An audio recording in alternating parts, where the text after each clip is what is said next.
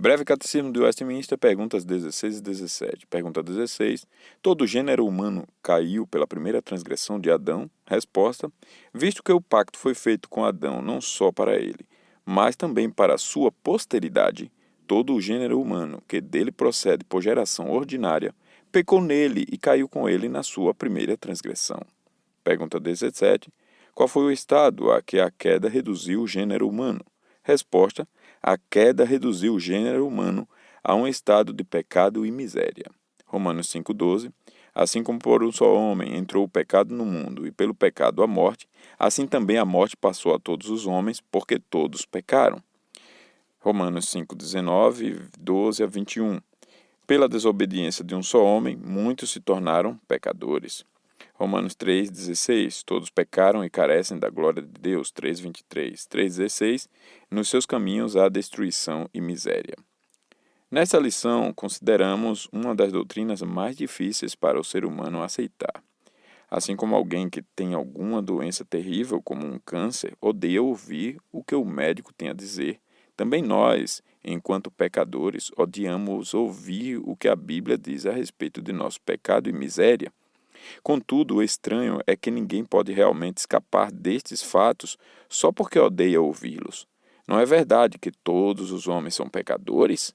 Não é verdade que todos os homens morrem, mesmo bebês que parecem indefesos e inofensivos? Se todos os homens morrem, e se a morte é a punição para o pecado, como alguém pode negar que todo o gênero humano pecou em Adão e caiu com ele na sua primeira transgressão? Em outras palavras, a diferença entre o cristão que aceita a palavra de Deus e o incrédulo que rejeita a palavra de Deus não está no fato trágico do pecado e da miséria humana. Não, o fato do pecado e da miséria do homem existe. A diferença está somente no fato de que o cristão tem alguma compreensão da razão para esse pecado e miséria. É para isso que agora dirigimos a atenção. O aspecto da unicidade. Primeiro, a primeira coisa que devemos entender é que há um aspecto de unicidade com respeito a Adão e todos os outros membros da raça humana, exceto Jesus Cristo, claro. Há uma unidade. Adão e a sua posteridade, seus filhos, são membros do mesmo corpo, da mesma forma que os galhos de uma árvore são parte dela. A Bíblia diz que Deus de um só fez toda a raça humana para habitar sobre a face da terra, Atos 17, 26. Na figura 12, temos mostrado uma ilustração do significado dessa unidade. Jesus disse que uma árvore má não pode dar bom fruto. Aqui vemos uma árvore má, da qual brevinho toma um fruto para comer. E quando morde esse fruto, vemos o quanto fica enojado com o que encontra. Isso está na nossa figura, no desenho que você não pode ver ouvindo apenas o áudio. O fruto está podre e brevinho mostra o seu desprazer. Mas por que o fruto é mau? Simplesmente porque o fruto deriva toda a sua existência de uma árvore má. Ele é um tipo de extensão da árvore. E não poderíamos esperar nada melhor, pois do mal somente pode derivar o mal. Da mesma forma, a Bíblia nos garante que nenhum descendente de Adão, nascido por geração ordinária, tem a possibilidade de ser outra coisa senão corrupto por natureza. Por quem da imundícia poderá tirar coisa pura? Pergunta Jó em Jó 14:4. Como, pois, seria justo o homem perante Deus? E como seria puro aquele que nasce de mulher? Jó 25:4. É importante notar, entretanto, que há uma exceção a essa regra universal. É por essa razão que o Catecismo fala daqueles que descendem de Adão por geração ordinária, e de todos estes como pecando em Adão e caindo com ele, visto que nosso Senhor Jesus Cristo não nasceu por geração ordinária. Ele não nasceu como um descendente natural de Maria e José, pois foi antes de casar, enquanto Maria ainda era virgem, noiva, mas ainda não vivendo maritalmente, que o anjo do Senhor anunciou que ela carregaria um filho. Ela perguntou: como será isto, pois não tenho relação com homem algum? Respondeu-lhe o anjo: descerá sobre ti o Espírito Santo, e o poder do Altíssimo te envolverá com a sua sombra. Por isso também o ente santo que há de nascer será chamado Filho de Deus. e José não a conheceu enquanto ela não deu à luz um filho, Mateus 1:25. Assim, Jesus não nasceu por geração ordinária. Portanto, Cristo não pecou em Adão nem caiu com ele. Não nasceu culpado ou corrupto. Mas todos os outros seres humanos, sem nenhuma exceção, pecaram em Adão e caíram com ele na sua primeira transgressão. O aspecto da diversidade. A segunda coisa que devemos entender é que há também um sentido no qual aquele primeiro pecado foi de Adão e não nosso. Isso é claro o bastante se apenas fizermos esta pergunta: estávamos de fato lá como pessoas reais no jardim do Éden? Estendemos de fato nossas mãos e tomamos do fruto proibido? Bem, obviamente a resposta é não, pois ainda não existíamos como indivíduos. Quando uma árvore recém é plantada, ainda não existe fruto. Então, quando Adão foi posto no jardim, nós ainda não existíamos. A questão ancestral, então, é: como, pois, Deus pode me culpar por alguma coisa que eu não fiz? E é aqui que a ilustração da árvore e seus frutos falha, pois nas árvores e nos frutos não existe um fator chamado livre escolha. Mas em Adão havia. Foi porque ele, sendo deixado à liberdade de sua própria vontade, escolheu o erro que nós agora somos culpados. E isso requer comentários adicionais. O princípio representativo. Em Romanos 5,19, Paulo declara que pela desobediência de um só homem, muitos se tornaram pecadores.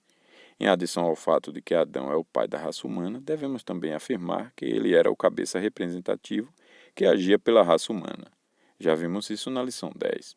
E certamente se deve admitir que isso parece desleal ou injusto para muitas pessoas. Parece injusto para elas porque já nascem condenadas e não tem outro jeito. E como se dissessem: se eu apenas tivesse a mesma chance que Adão teve, eu não pecaria. Mas agora Deus me força a esta situação, querendo eu ou não. Contudo, o fato que importa é que Deus estabeleceu nosso relacionamento com Adão antes que Adão pecasse. O fato também é que desde um primeiro momento de nossa existência, somos rebeldes contra Deus, tal como Adão o foi. Não é como se Deus tomasse pessoas inocentes e as colocasse à força debaixo do pecado de Adão. Antes, o que ocorre é que elas estão sob o pecado de Adão tão logo passam a existir e mostram por sua natureza, que é pecaminosa, que querem ser pecadores tal como Adão. A Bíblia diz: desviam-se os ímpios desde a sua concepção, nascem e já se desencaminham proferindo mentiras. Salmo 58:3. Em outras palavras, eles mostram que aprovam o pecado de Adão e assim são partícipes dele no sentido mais pleno. Uma das coisas que tem, em minha opinião, criado dificuldade na compreensão da participação de todos os homens, exceto Cristo, no pecado de Adão, é a doutrina do criacionismo das almas. Essa doutrina ensina que o corpo é derivado de Adão por geração ordinária, enquanto a alma é criada diretamente por Deus. Por esse ensino, a parte física de nossa natureza vem de nossos pais, mas a parte imaterial, a alma ou o espírito, vem a nós por um ato de criação divina. O corpo, então, nessa visão, é poluído ou corrompido em razão do pecado de Adão, mas a alma só se torna pecaminosa e poluída porque é posta em um corpo corrompido e pelo fato de que a culpa também é imputada por Deus. Esse não parece ser um ensino bíblico, antes parece que esse ensino advém da falsa ideia grega de que as coisas materiais, tais como o corpo, são más e que as coisas espirituais, tais como a alma, são boas. É por essa razão que creio que o ensino correto é o traducionismo. Essa doutrina afirma que o homem inteiro, tanto o corpo quanto a alma, é recebido por geração ordinária dos pais. Quando a Bíblia diz que Adão gerou um filho à sua semelhança, conforme a sua imagem, ela não se refere somente ao corpo, Gênesis 5:3, mas ao homem inteiro. Creio ser essa a visão correta pelas seguintes razões. Primeiro, Adão pecou com o homem inteiro.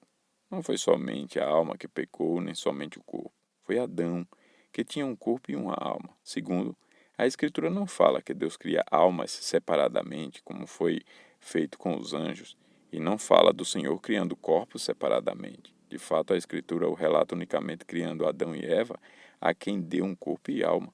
Terceiro, se Adão tivesse gerado apenas corpos, Não seria possível dizer que tinha gerado à sua imagem, Gênesis 5:3, pois a imagem não existe no corpo somente, ou somente na alma, mas no corpo humano como um todo.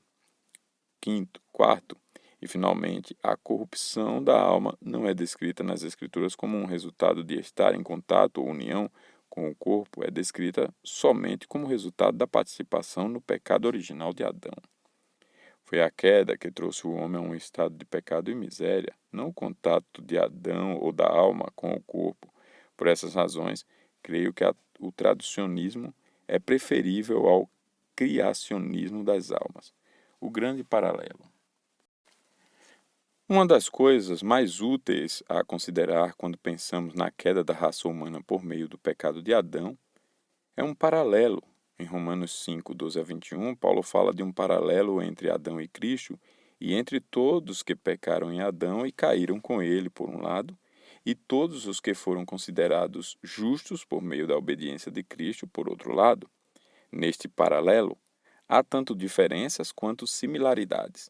A principal diferença é que nossa condenação em Adão é uma estrita questão de justiça, enquanto a nossa justiça ou justificação em Cristo é tão somente uma questão de misericórdia, em outras palavras, um presente. Mas o ponto que desejo enfatizar aqui é que é o mesmo princípio representativo que trouxe morte e condenação sobre todos os homens é também o meio de trazer vida eterna. Não alimentemos, pois, nenhuma aversão à forma como Deus lidou conosco em Adão. Reconheçamos que Deus fez aquilo que é justo e o que é bom, ainda que não compreendamos completamente. E, acima de tudo, sejamos certos de que abraçamos de todo o coração a livre oferta da graça de Deus em Cristo, lançando-nos sobre a sua obra de representação, a fim de que possamos ser salvos. Seja qual for o caso, nada consideremos criando objeções à representação de Adão. Permanece o fato de que somos culpados, pecadores e miseráveis por natureza. Falemos ou não falemos disso, como muitos desejam, a verdade permanece. Também é fato que não há outra salvação para pecadores como nós, exceto na obra de Jesus Cristo como representante de seu povo. Questões para a revisão. O que significa posteridade? 2. O que significa geração ordinária? 3. Que fatos os cristãos e os não cristãos têm de encarar? 4. Qual a primeira verdade que devemos entender a respeito dessa questão? 5. Como a figura 12 mostra esse fato, apresente um texto da Escritura em apoio. 6. Todos os homens nascem por geração ordinária? Explique. 7. Qual é a segunda verdade que devemos compreender a respeito da queda? 8. Que reclamação a realidade da queda geralmente suscita nos pecadores? 9. Que pensamento falso está por trás de tais reclamações? Apresenta o pensamento verdadeiro? 10. O que o criacionismo das almas ensina? O que ensina o traducionismo? 11. Qual das duas posições é preferível? Por quê? Apresente motivos. 12. Como Romanos 12, 5, de 12 a 21, nos ajuda a ver bênçãos no princípio representativo.